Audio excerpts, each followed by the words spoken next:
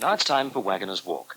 When Debbie Franks woke up on Friday morning, for a moment she couldn't think where she was.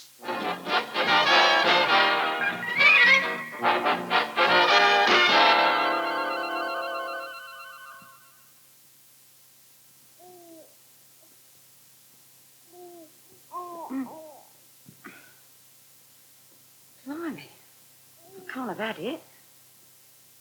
Oh, it's you. I'm about to feed her. Never stops, does it?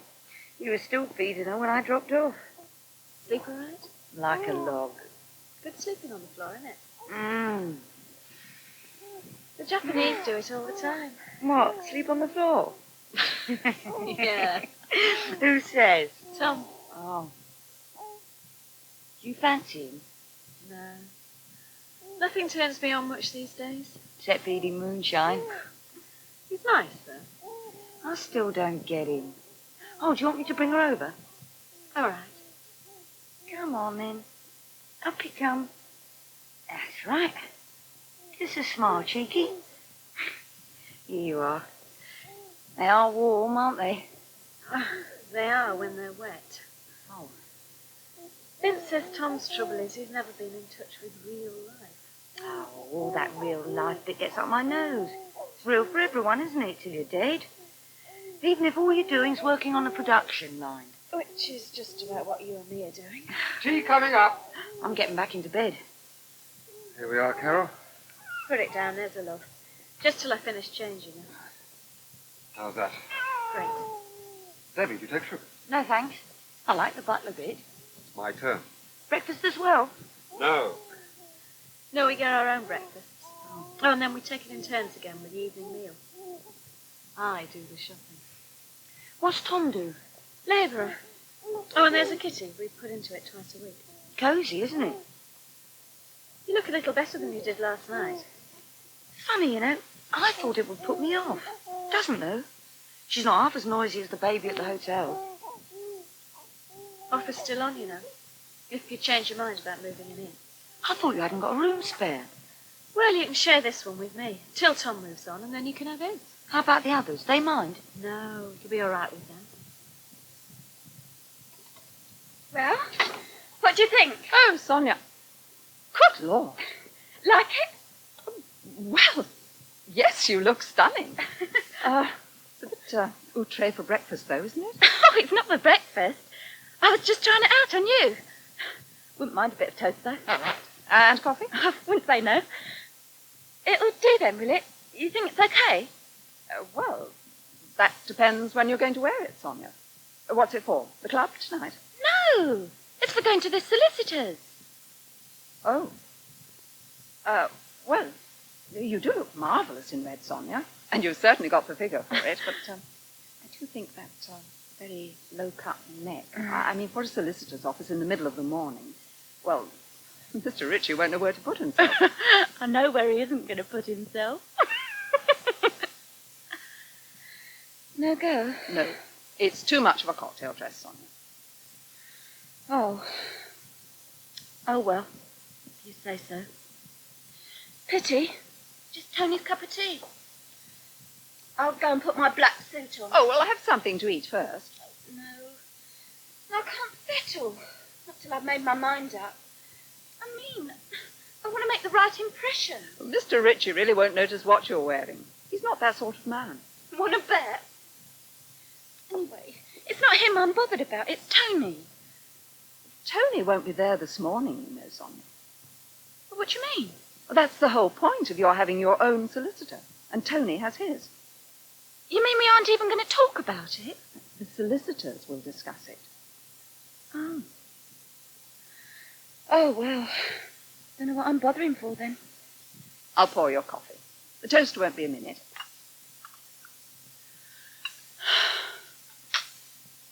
Poor old Tone.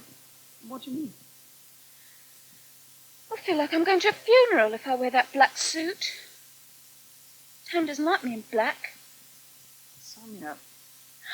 I know! Where are you going? I'm going to try the blue dress. You'll really go for that? Oh, not now, Sonia. Something old, something new, something borrowed, something blue. I'll be back in a minute. But, Mike, Just calm down, darling. I'll be there. it's 11 o'clock already. I know, Claire, and our appointment isn't until 12. Oh, thank you. What? Got some papers for me to sign, that's all. Which will take about 2 minutes. I just don't want anything to go wrong, Mike. It won't go wrong. Plenty of time. He's a good solicitor, Richie, and he's a nice chap. He'll handle Sonia splendidly, all right? Oh, I'm sorry to be in such a flap, darling. I don't know what's the matter with me. It's just that Sonia's been dressed and ready to go for about an hour. She's tried on 3 different outfits, and the one she's finally settled on makes her look as if she's going to a wedding. Certainly not to a solicitor's office for a divorce. Is she there now? No, she's gone up to her room again. My room, you mean? All right, your room, darling. Oh, it does seem a shame. She's really rather sweet now she's pulled herself together a bit. And she's such a pretty girl. So's Kirsten. Yes. And she happens to have a reasonable amount of brain in her head. And she's marvellous with the champ, of And course. Tony prefers her. I often wonder if that's partly why. What? The attraction. Because she's so good with the champ. It's the champ that matters to him. He does adore that baby. And he knows his own mind about women. Oh, how happy could I be with either were t'other dear charmer away. What are you on about, Donald? The ladies, of course. Here, we're a one-track mind. I'm much more interested in polishing these glasses. Oh, you're not missing your oats like I am. We don't get many in at lunchtime, except at weekend. Very what? Women, idiot. Pint of ordinary ginger wine, please. They're coming up, sir, coming. Right up. Hey, what brought all this on, anyway? 2 little ladies who've just come in. 1 pint of bitter. Where? Over there, at the other end of the bar. Oh. And 1 ginger wine. Now, those Irishmen. Oh, yeah, I see. Why don't you go and ask them what they want? That'll be 88 pence, I think. He's seen us. Good. Let's hope he serves us then. I'm thirsty after lugging your suitcase about. I shouldn't have come in, Carole. You stay where you are. I've got to get back to the Herald anyway. Look, Debbie. I have. And I've got to get to Turner's. I'm doing the shop this afternoon. Look, if I'm back late again, Morris Gill will bust his elastic. Stand still. You live near here. You can't never come into the local just because the barman used to be your lover. My lover? If only he had been. You're awfully quiet, Cliff. Everything all right? What's that, show?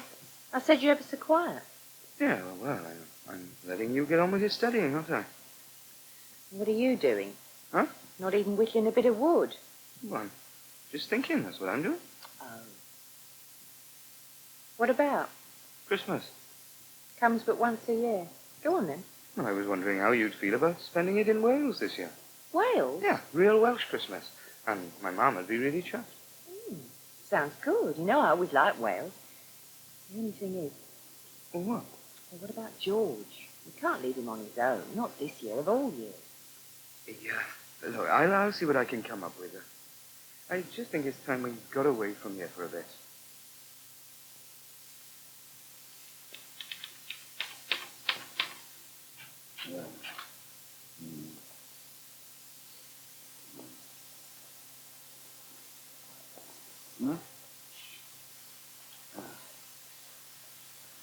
You're not going to peer through the window again.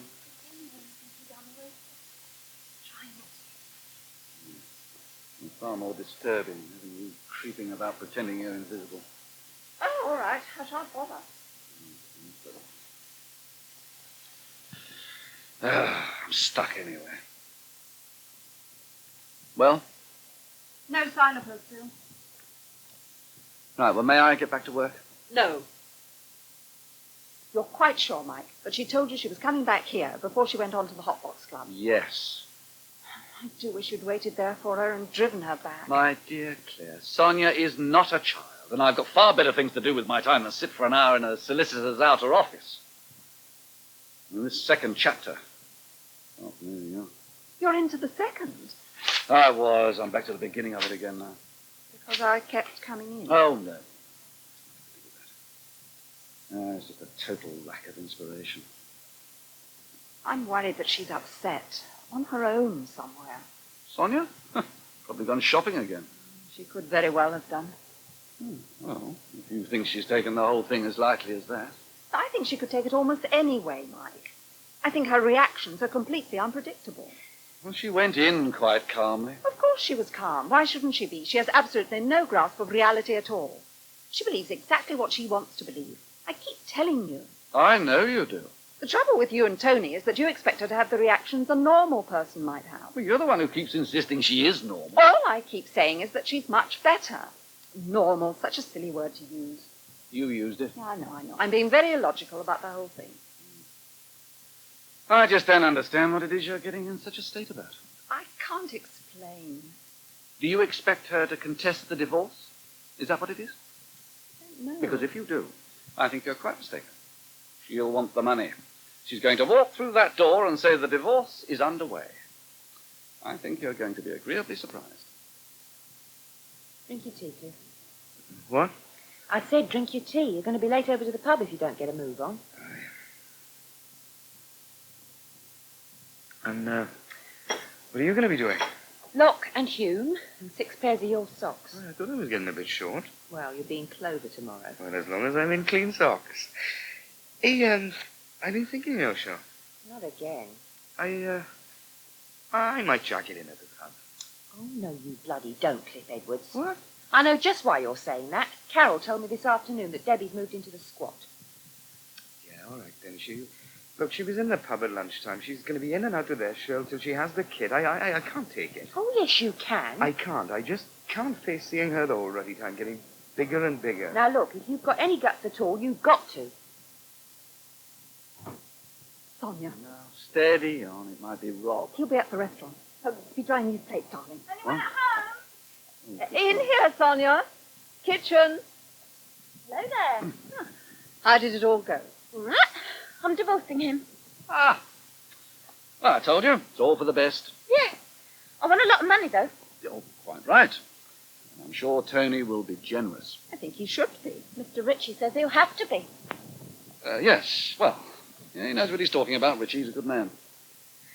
And he's got a lovely pair of hands. Oh, has he? White. With those long sort of fingers. You can tell he's never done a stroke. Yes. Oh, well. As long as you're happy about it, Sonia. Oh, yeah, I am. And there's another thing I want, too. Oh, what's that? I want the baby. The baby. That's right. What? That's what I want. I'll have the divorce and the money, and I'll have the baby. And then I'll have Tony, won't I? What do you mean? Well, he'll come back. If I've got the champ, it's the champ that matters to him, like you said. When did I say that, Sonia? Did you discuss this with Mr. Ritchie? Yeah, he thought it was a good idea. About me having the baby, I mean. Not about Tony coming back. Didn't tell him about that. When did I tell you it was the champ that mattered? Oh, you didn't tell me. You were talking to him. On the telephone this morning? Yeah. I listened in on the extension. I always listen. That explains a good deal. And Mr. Ritchie thought all this was a sensible plan, did he? Well, he seemed to think I had a very good chance.